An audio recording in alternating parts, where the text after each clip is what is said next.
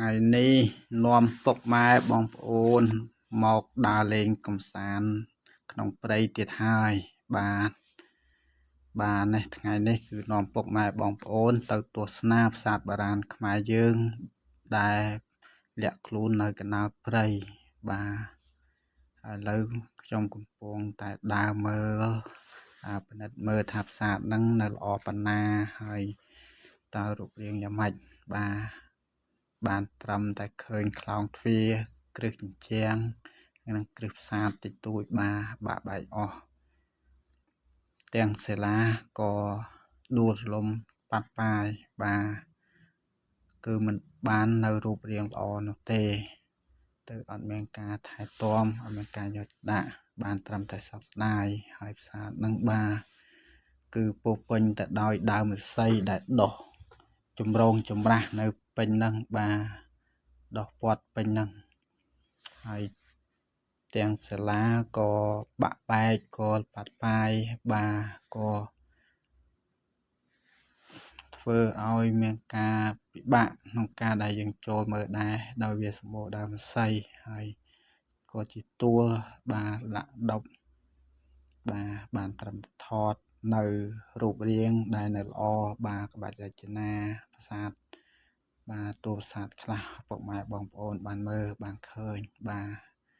គឺសម្បូរណាស់ប្រាសាទ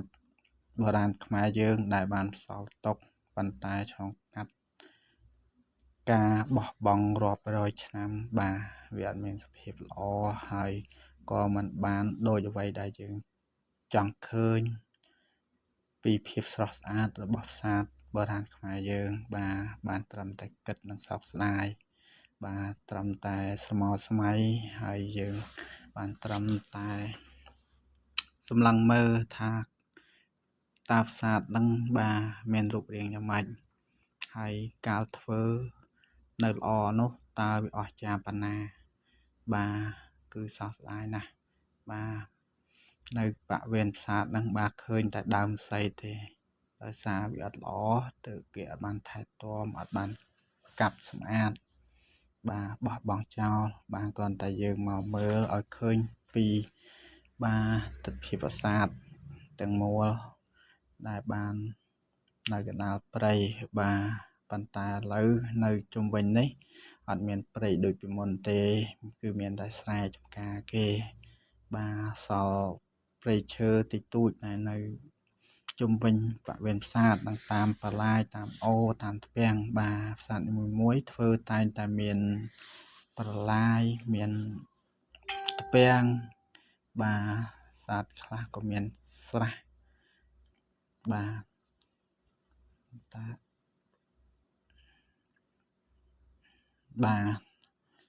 ដល់ពេលខ្ញុំមកឃើញសភាពបែបនេះមិនដឹងនិយាយបកស្រាយជូនពុកម៉ែបងប្អូនយ៉ាងម៉េចមានតែមើលទស្សនាទាំងអស់គ្នាខ្ញុំនឹងថតជូនពុកម៉ែបងប្អូនបានមើលអត់ដឹងថាប្រាសាទហ្នឹងមានប្រវត្តិយ៉ាងម៉េចទេក៏អត់ស្គាល់ប្រាសាទហ្នឹងដែរបានត្រឹមតែមកមើលនិងថតនៅទិដ្ឋភាពផ្សេងៗជូនពុកម៉ែបងប្អូនបានមើលទាំងអស់គ្នា